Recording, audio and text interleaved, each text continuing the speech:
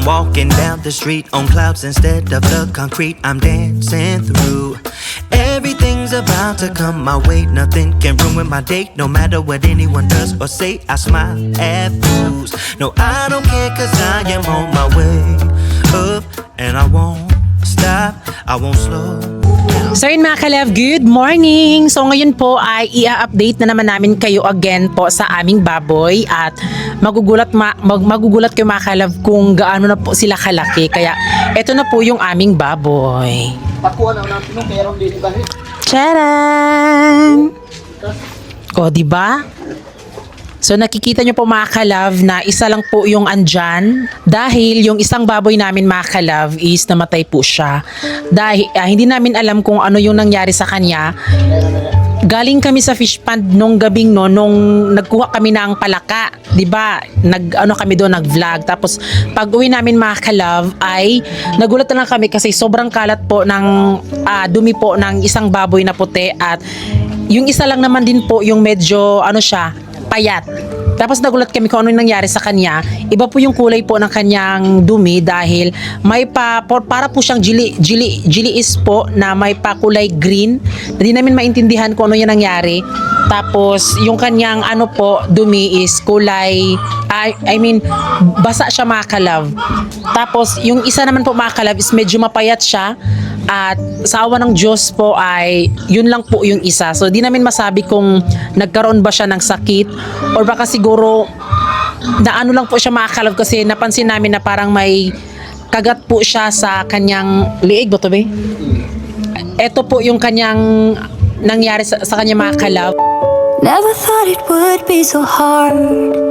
I grew up without a scar, just living my life with no big worries. And I've always known what I want, just didn't know what came along. Finding myself a much less happy. Sa kasamaang palad po, hindi po talaga nag-survive po yung aming biik na puti. At yung biik po namin mga kalibs, dalawa po yun. So di ko po masasabing dahil po or nagkaroon siya ng sakit dahil naman po pagbili namin noon ay full vaccinated naman po yung biik na nabili namin at talagang grabe yung energy nila. Nagulat lang talaga kami mga ka-love nung pagkaumagahan ng pag-uwi namin dito ay sobrang payat na po ng baboy at hirap na po siyang tumayo sa dito mga ka-love. Kaya inalis namin siya agad. So wala pong sakit po yung biik namin kasi kung magkakaroon po ng sakit dapat nadamay na po itong isa ay hindi po. So ganito na po kalaki po yung aming biik at eto na siya ngayon mga ka-love, isa na lang po yung natira at ito naman pong isa na si Mama Pig na gagawin naming inahin ay eto na po yung kanyang itsura. O, diba? Sobrang laki niya mga ka-love, buyag. So dalawa po yung aming biik. Yun na po yung isa malaki. Ito po yung binili namin nung kami ng baboy namin. Pera po ito ni Francis sa pag po ng kaniyang manok. Binenta niya po at ito po yun. Na lang po yun mga ka-love, inilimot na lang po namin yun na parang walang nangyari kasi kung ididibdib natin talagang masasaktan talaga tayo, diba? Pero ganun talaga ang negosyo, kailangan din talaga isugal pati buhay, ayan. Pero ngayon mga ka-love ay fiesta po dito sa amin ngayon.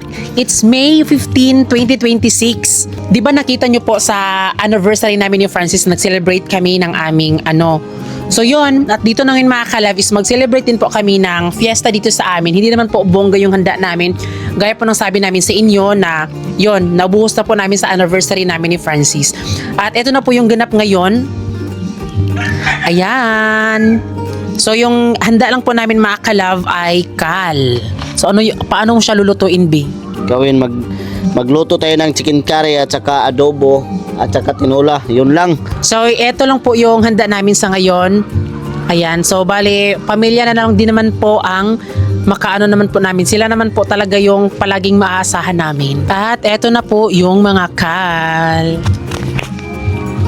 So bukod po sa mga karne-karne, ito po yung kal na palagi naming maaasahan agad. para magkaroon ng mga handaan, para magkaroon din ng mga kaunting blessing. Ayan, so syempre, pag mga ganong bagay mga kalab, so kailangan din natin mag-share sa family natin, like magpakain ba? Kasi syempre, ano ba naman yan kung mag-share tayo sa pamilya natin, kahit hindi man gaano kalaki yan, at least meron. Kasi the more kasi na nag-share ka sa family mo, kahit meron kang konting pera, kailangan mo din magpakain. Pero nakadepende na yan sa inyo. Pero sa amin mga kalab, parang nakasanayan na namin ni Francis na syempre magpakain din, 'di ba? So wag tayo maging madamot pagdating sa pagkain.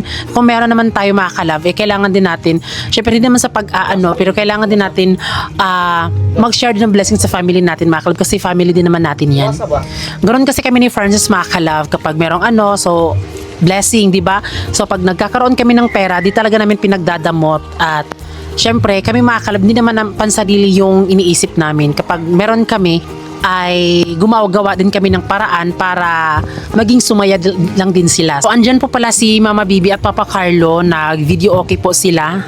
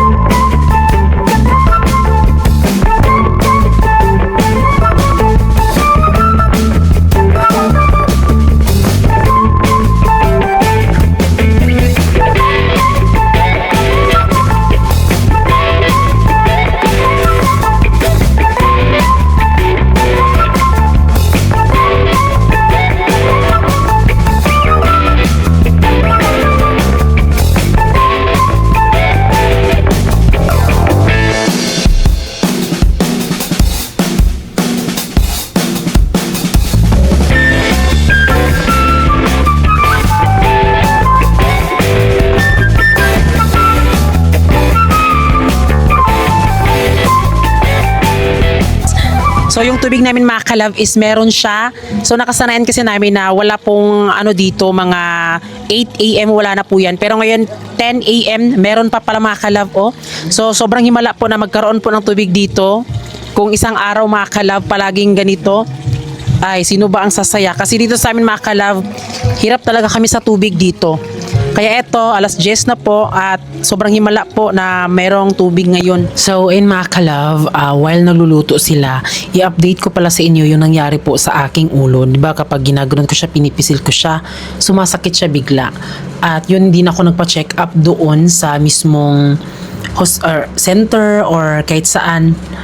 Kasi pinano ko lang siya mga kalab, hinilot lang po ng manggagamot at sabi doon na yung ugat ko daw po is cause daw po noon is kunwari kung maliligo ako tapos bumabiyahe agad, parang na din po yung aking ugat, so parang may ganon. So yun, hiniliot lang po at sa awa ng Diyos mga kalab, pagbalik ko na dito sa bahay, okay na po siya, hindi na po siya sumasakit. At yun nga lang, ang problema ko mga kalab is nalaman niya po na meron pong problema sa mata ko. At dahil din po daw sa mga radiation daw na grabe yung effect sa akin, dahil meron daw po akong problema sa mata ko. At ayun, nagpa-check up ako doon sa EO kasi magpapalagay ako ng anti-radiation po na salamin mga kalab at pumunta nga kami doon.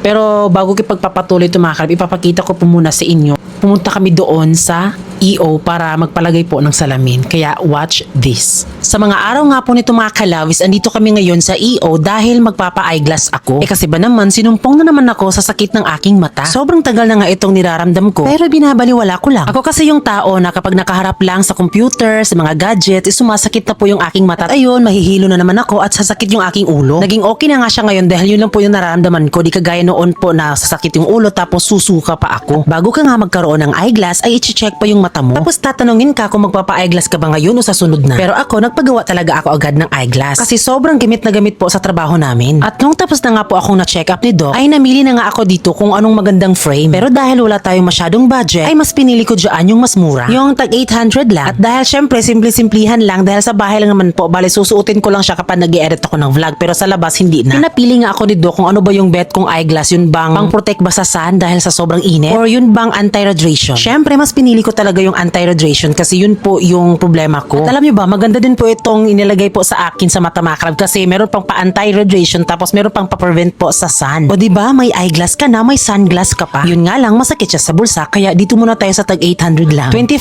nga pala yung grade ng aking mata. So salamat naman sa Diyos at normal. At after 15 minutes sa kakaantay po na paggawa po ng aking eyeglass, ay eto, meron na po akong eyeglass na anti-radiation. At kapag complete eyeglass package pala yung binili mo, meron ka na palang free lifetime services gaya ng adjustment, cleaning, nose pads, and screws. Bumalik nga ako ulit dito kasi nagtanong ako kung bakit kapag sinusuot ko po siya, medyo nahihilo ako, sumasakit yung mata at ulo. At ang sabi nga, kailangan mo muna obserbahan in 1 week kasi normal po talaga daw yun kapag first time mong magkaroon ng salamin. Bali mag-a-adjust pa daw yung aking mata dahil biglaan lang din naman pong magkaroon ako ng salamin. At base nga din po sa na-research ko, ganoon nga talaga. At ayun, o-obserbahan ko nga pa siya kung may pinagbago ba o ganun pa din. At saka na ako babalik doon para i-adjust. Bali i-update ko lang kayo kung ano po yung akin na obserbahan. At eto na nga siya. Ngayon mga kalab is pang 4 days na siguro siya. Hindi ko siya sinuot ngayon dahil iba ang effect niya sa akin kapag sinuot ko siya mga kalab kasi parang nanunusok yung mga noo ko kapag inano ko to. Instead na nagpalagay ako para sa mga anti-radiation. Ewan ko kung bakit ganon. Pero yun nga, base nga sa na-research ko, nag-a-adjust po yung aking mata. Maganda naman sana siya mga kalab. Oh. Nag-a-adjust po yung aking mata kapag sinusuot to kasi first time nga. Kaya sana tuloy-tuloy siya mga kalab. Pero siguro i-update ko kayo mga kalab kung ano ba ang update doon if pwede pa bang ipa-adjust. Pero sabi nga doon, pwede naman daw pong i-adjust mga kalab. Pero yun nga, balik lang daw ako after mga 7 days or mga 9 days. Yun, o-obserbahan ko kung ano na naman ang effect po ng aking mata. So update na naman po sa tubig ngayon. So nag-iba na naman po ang ihip mga kalab. 3 PM na po ngayon na instead dapat ngayon ay mo aga siya pero karon wala na po. It's a new day for a high. It's another day to try to get by. And ooh, yeah, I'm feeling now every second, every hour of the day. Yeah. It's a new day for a high. Yeah. At ayun na nga po mga kalove, tapos na pong mag-celebrate ng fiesta dito. So yun lang po yung handaan namin mga kalove. Kaunti lang pero at least hindi po nawawala, di ba? Ngayon po is 11 PM at medyo nasuot-suot ko na siya. Bali yung ginawa ko mga kalove, suotin siya tapos ilang minuto kukunin na naman tapos muna yung aking mata. At ngayon mga kalove, sinasayaw ko na nga din po ito. Meron akong video mga kalove na nagtitiktok ako. Tignan nyo po.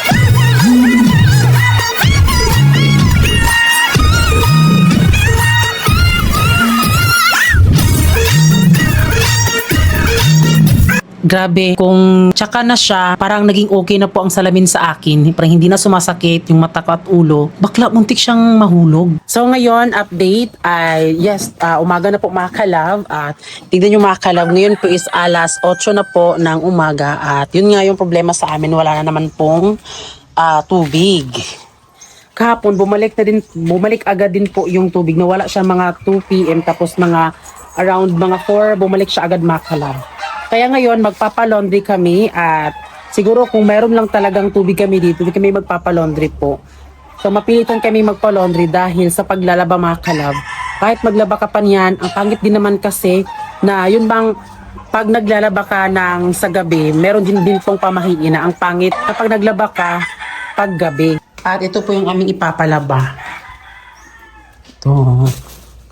Tapos kada mga kalab, kilo, Siguro mga 6 kilos, 160, 150 noon, pero ngayon 160 na mga kalab. 6 kilos ata or 8 kilos, nakalimutan ko.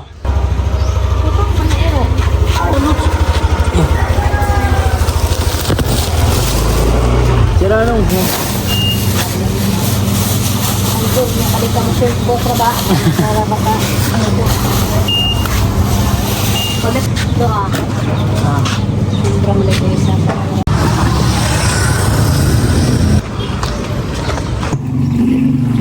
So kapag kami dito mga kalab, nakapunta kami ng Magallanes, ito yung palaging inaano namin ni Francis. It's been 4 weeks since you called, and I've been waiting here for you all along. I've been waiting here for you all along.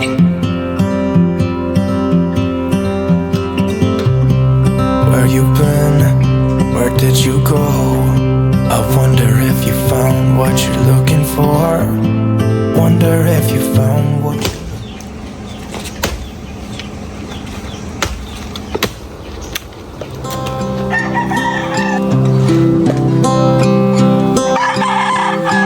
Tick-tock, the clock keeps ticking. I don't know what I should do, and I wish you would be right here with me.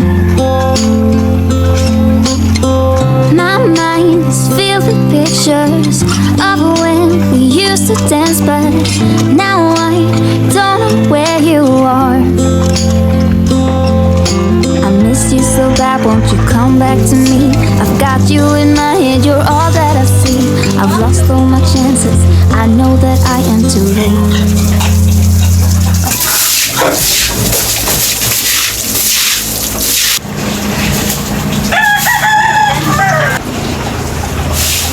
Di masabi. Di ba? Kami doon, nag-vlog. Tapos kayat na po ng baboy. Pura. So ngayon mga kalab ay kukunin na po namin yung pinalaban namin doon sa napalaundry mga kalab. Kasi yun, nagtanong kasi kami kung kailan siya makuha. Tapos sabi niya is pwede daw mamaya hapon, mga 5 p.m. So ang oras kasi ngayon is mga 4:58 p.m. na. Kaya ngayon kukunin na namin. Salamat te. Isa. Ay te.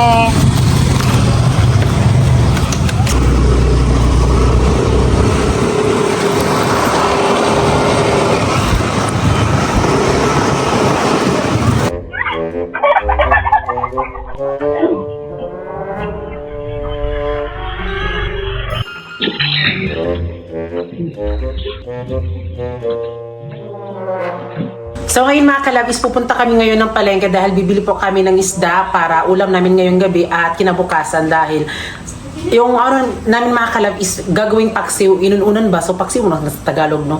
Para meron kaming ulam kinabukasan. So yun, samahan nyo na po kami pumunta ng palengke.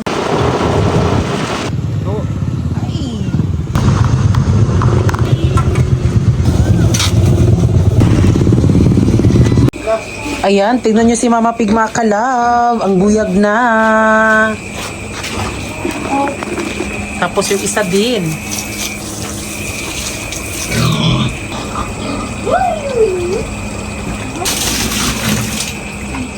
So itong nabili namin na ulam namin ay itong budloy. Yan, budloy. So lulutuan ko yung bibi ko kasi request po niya na para mas ganado siya mag-edit sa vlog namin.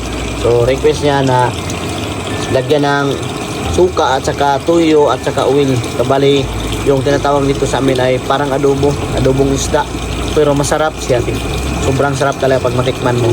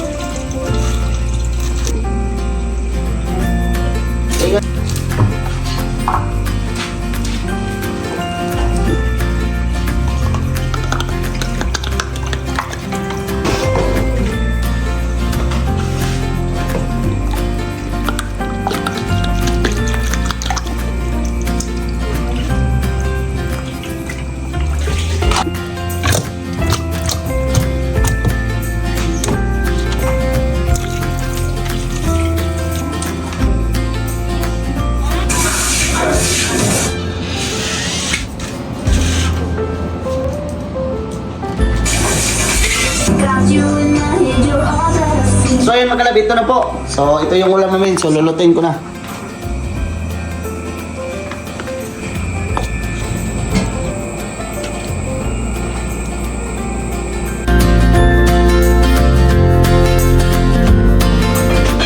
So, ayan mga kalab. Wow! So, ito talaga yung favorite namin mga kalab dito. Paksiw, itawag anak. Basta inununan sa Bisaya. May adong. So, lami magud kung ingani siya ba kung intay kung suka ra.